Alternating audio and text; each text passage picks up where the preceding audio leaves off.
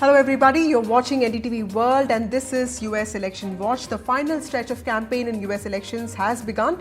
We have all that and more for you, but first, the headlines. Donald Trump faces backlash after racist rally remarks. In fact, a comedian has made Puerto Rico garbage jokes, which has actually led to a lot of outrage.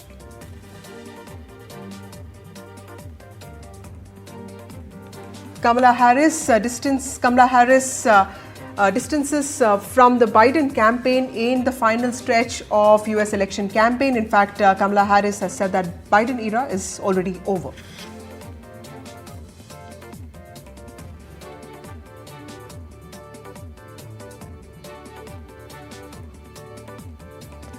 Kamala Harris to speak at site of Trump's Jan 6th rally. Harris to contrast her vision against Trump's.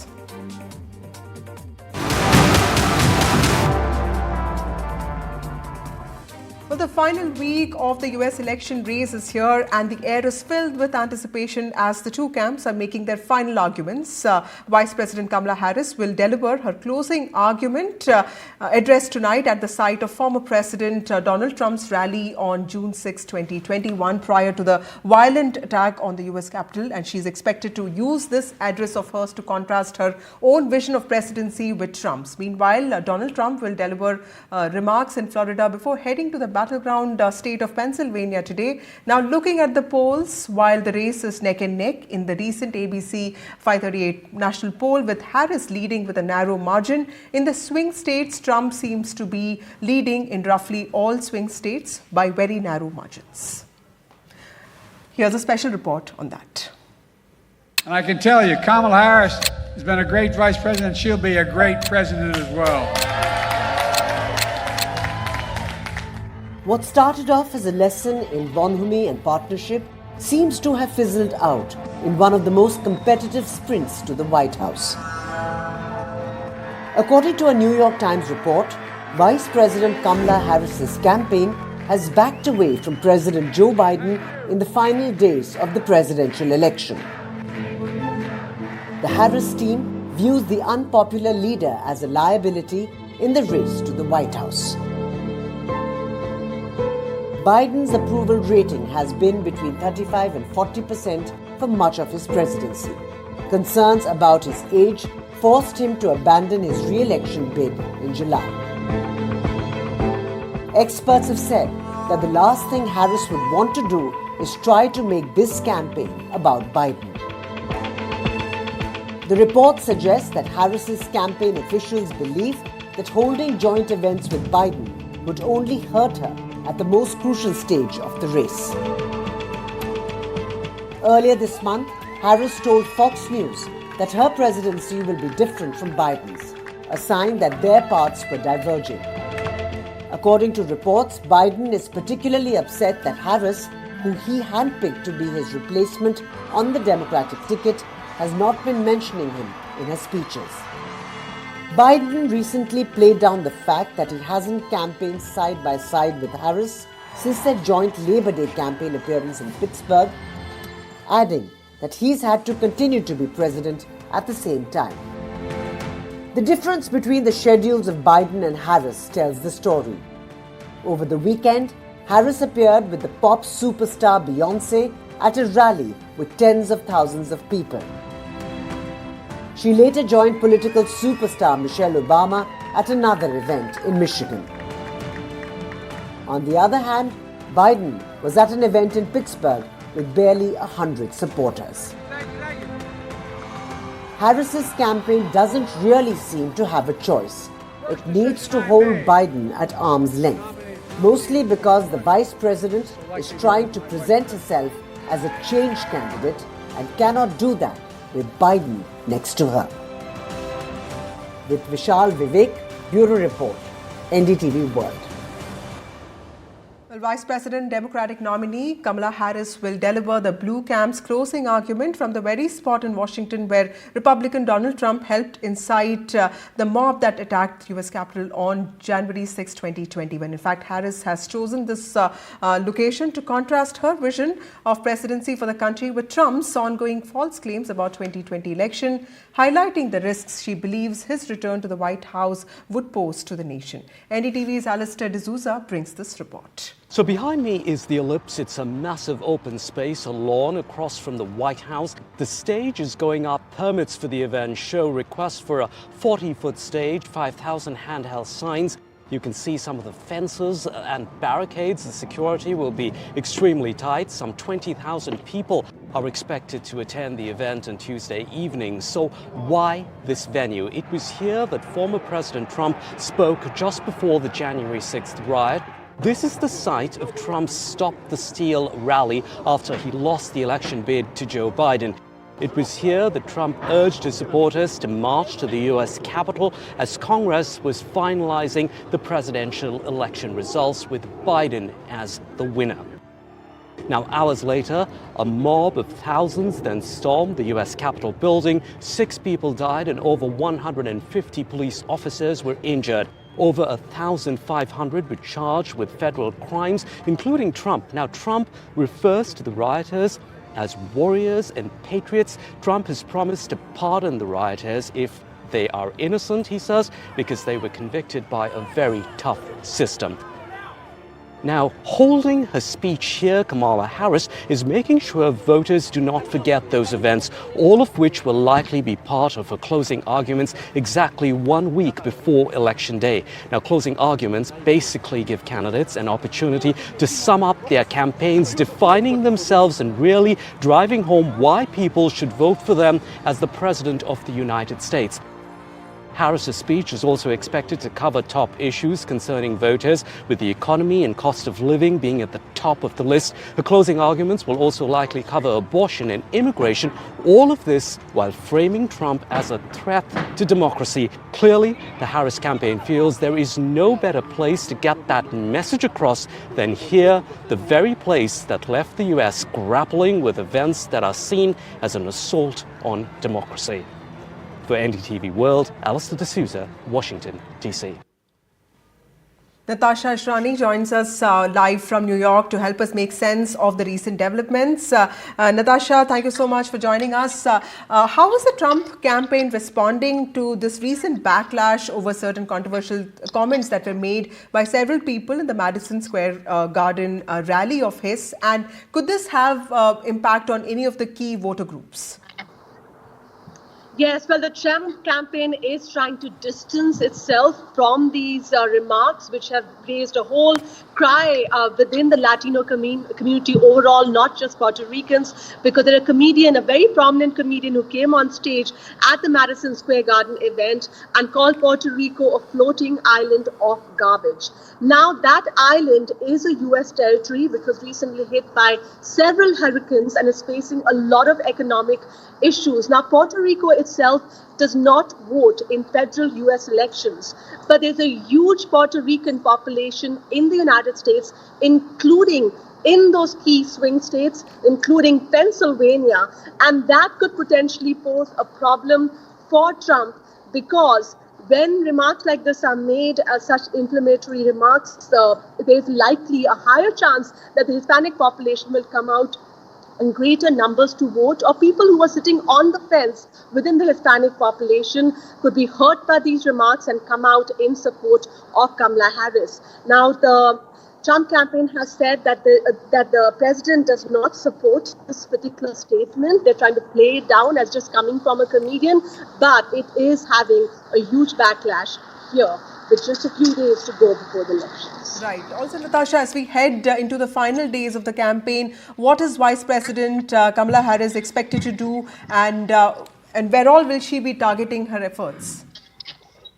Well, their efforts remain on the swing states, not just Pennsylvania, which is the biggest prize, but also Michigan and North Carolina. She will be doing a series of radio interviews this in the next 1 or 2 days across these states. And she's also now seeing an opportunity with the backlash over the Hispanic comments. So she has come out with an economic task force idea for Puerto Rico and how she will help Puerto Rico. And as Alistair reported on an earlier story, she is going to be at a rally which is expecting about 40,000 people actually in DC at a very symbolic venue, the Ellipse, a little park which is just south of the White House. And what she is going to argue there is likely to be that she stands for democratic values while her opponent does not and would be potentially a threat to democracy. So we can expect some very strong words from Kamala Harris as she comes out and says that she will stand for unity against Donald Trump's divisive remarks. So closing arguments from both the campaigns, and exactly a week now left before the next Tuesday, election day. Right. Thank you, Natasha, for joining us with those details. The final stretch of the American campaign is here, but with the United States getting ready to elect its new president on the 5th of November, now is a good time to look into the crystal ball. In fact, Chicago-based industrialist Shala Kumar, founder and chairman of Republican Hindu Coalition, often seen as Donald Trump's favorite American Indian, joins us for a quick chat. Thank you, Mr. Kumar, for joining us on this broadcast. There's a lot of talk about India's foreign policy and what the next US government's view will be on it, especially, its relationship with US has been in the spotlight. Could you give us a sense of what you see as top foreign policy priorities for the Trump government if it becomes charge of the next government of the US? First of all, good evening. Can you hear me properly? Yes, sir, we do. Okay. So, yeah, it is a very important subject you are talking about, favorite of mine. That is the relationship between United States and Bharat for the next administration. And we know where President Trump stands.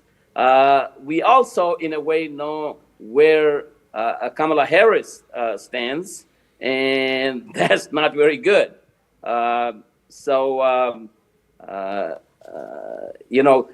Officially, the government of India cannot say that, which political party or which candidate they'll support. But I know from the inside of the government, they wish that President Trump will come back and will continue to march on U.S.-India partnership.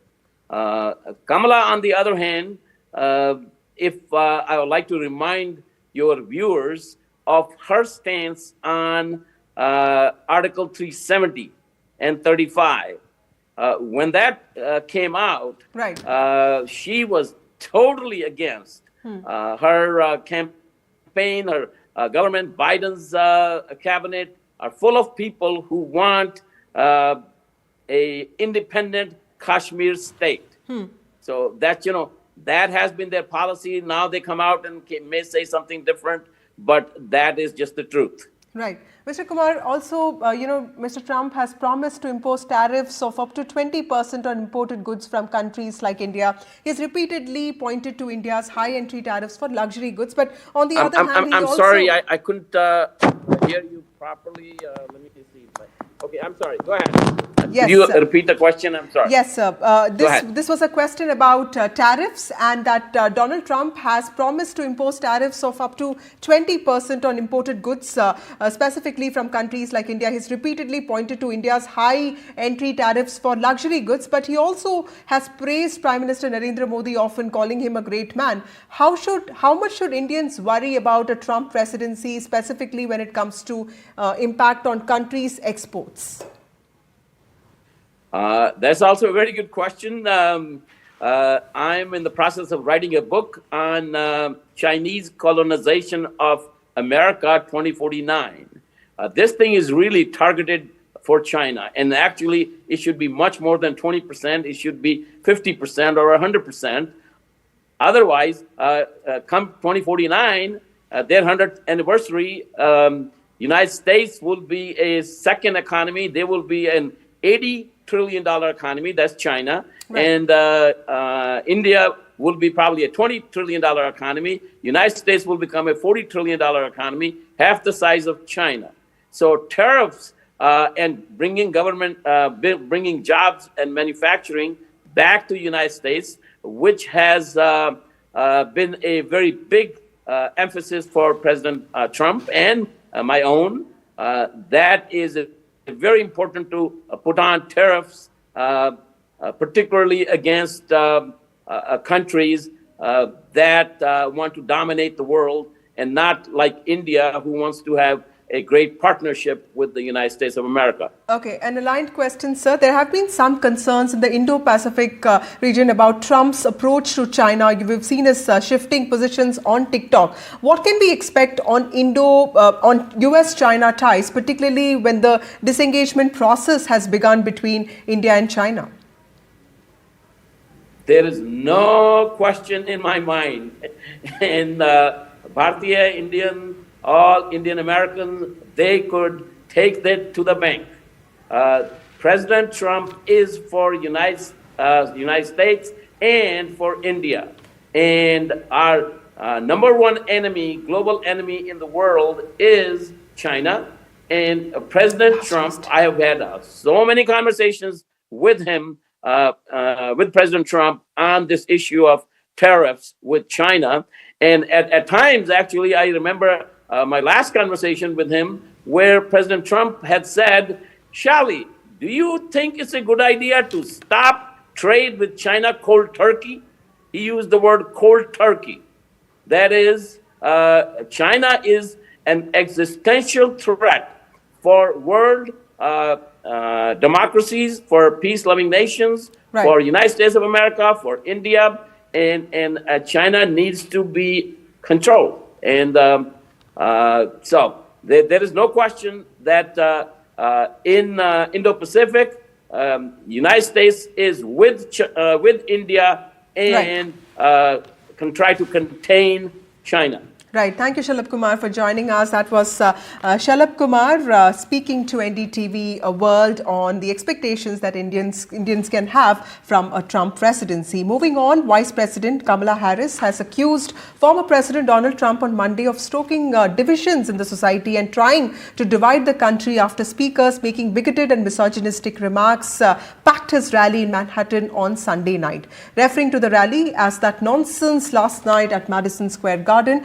the Vice President said there's a reason why people are exhausted with Donald Trump. The Trump campaign was quick to distance itself from comedian Tony Hinchcliffe's joke, saying that the remark does not reflect the views of Trump or his campaign. But even as Democrats spotlight racist Puerto Rico's insult at Trump rally in the midst of the battle for Latinos, will the rally impact prospects of Donald Trump, specifically amongst community members? Latino voters are a crucial voter base, remember, for the Trump campaign. Also and they are a pivotal community in swing states such as Pennsylvania, and they could make or break the race in swing states. To discuss this, we have with us Raymond Vickery, who is a former U.S. Assistant Secretary of Commerce, also Senior Associate Center for Strategic and International Studies, Wadhwani Chair. Washington, D.C., we have John Conway, Director of Strategy, Republican Voters Against Trump, and he joins us from Washington. We have Puneet Ahluwalia, who's a Republican political strategist.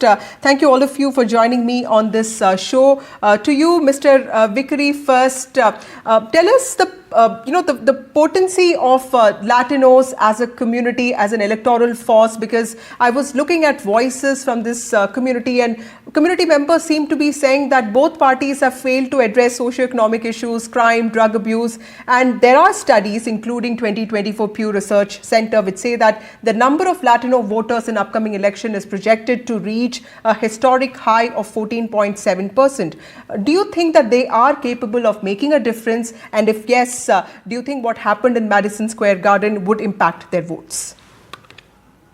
Well, thanks very much for having me, and happy Diwali to everyone.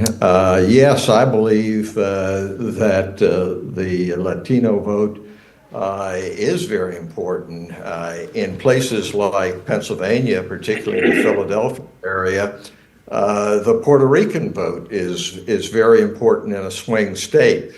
So the Trump campaign was swift to try to distance itself from the derogatory remarks made about Puerto Rico in the warm-up, but they didn't distance themselves from other remarks, remarks implying that the vice president is a prostitute, remarks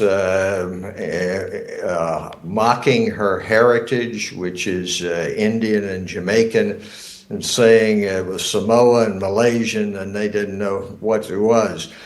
The whole tone of the campaign of Trump has been to try to divide and conquer. And I think that what went on in Madison Square Garden is indicative of that, but hopefully people are going to see through that and understand that that is meant to be divisive rather than to unite us. This is a challenge which all democracies face, whether they be in the U.S. or India, and we have to be able to come to grips with it in order to preserve the democratic ways in which these great democracies have functioned in the past. Yes, I think it's a huge mistake to allow these things and then only to disavow Puerto Rican, but leave the other unaddressed, and I don't think it's going to go over well with the Latino voters. Right. Mr. Conway, the concept of criminalizing or vilifying the Latino migrant workers, is it something that the campaign has seen before, or is it something that is new to Mr. Trump? How do you see this, sir? Yeah, Donald Trump started his political career when he announced his nomination in 2015 by villainizing Mexican immigrants who were seeking freedom here in the United States, calling them rapists. So Donald Trump has a long history of trying to divide us. He has a long history of hate, especially towards immigrants and people of color. And I think his rally was indicative of the hate that Donald Trump has always been spewing. And I think there are voters in this country who have somewhat forgotten all of the reasons why Donald Trump exhausts us. They've forgotten some of the reasons why they find Donald Trump disgusting. And I think the rally so close to an election is a strong reminder as voters start to go to the polls here in these states that Donald Trump is somebody who doesn't care about American unity. He only cares about dividing us. And he doesn't have any respect for people who need to be respected. And so I think going in 7 days before voters are going to go to the polls with this reminder about the type of people that Donald Trump fosters, the type of people that make up the MAGA community, is going to be a strong reminder for voters who are still on the fence about what another 4 years of Donald Trump would look like. Right. Mr. Ahluwalia, some of the things that Kamala Harris is promising, if you look at removing unnecessary degree requirements or even bilingual education, there is an expectation that this might also reach out to Latino voters better. But of course, there are studies which are saying that, Latino voters are also, a little bit of them, some of them are also moving towards Republicans. How is the Republican campaign looking at this, and how has the outreach been like? I saw Mr. Donald Trump also have a roundtable with some of the community members. Has that worked in his favor? Well, most people forget all people who come from different nations become Americans. So why box them? And that's what the Democratic Party always does, is boxing people and playing identity politics. And that's why Kamala Harris, and one day she's Indian, the other day she's a Black American. So it's important for people to understand the United States is for all, one nation under God. And that's the message which President Trump is talking about, is economic independence, economic success, fighting the inflation, which has been under Biden and Kamala Harris leadership. And she's not been able to define herself. And the race has become very, very close. And the early voting is favoring the Republicans, and they're concerned. So their rhetoric has always been to keep calling President Trump a fascist, a mad genius, and all kind of names. And the fact is, to make something about nothing is what they have at this point, because she's been unable to define who she is, what she is, and what policy she's going to will be bringing in to make the American life better, not only domestically, but also internationally. So They have no game plan, and that's the reason why they're concerned, and they keep hammering on President Trump. Right. Thank you, Mr. Ahluwalia. Thank you, all of you, for joining me on this broadcast. Latino voters of the United States of America at the center of the electoral campaign in the country. Moving on, Trump confidant Steve Bannon has been released from federal prison just in time for the final stretch leading up to Election Day. In fact, Mr. Bannon, who was the chief executive of Trump's 2016 campaign and a right-wing podcast host, has remained a passionate supporter of the former president, even while serving time in Connecticut since July. He insisted he would still impact the presidential race from behind bars and that his War Room podcast would continue to mobilize Trump's base. In fact, Mr. Bannon was convicted in 2022 on 2 counts of contempt of Congress for ignoring a subpoena from the House Select Committee investigating the January 6th Capitol attack and is currently appealing that conviction. Bannon is expected to host his radio program later today. Time for a short break. More news and updates on the other side.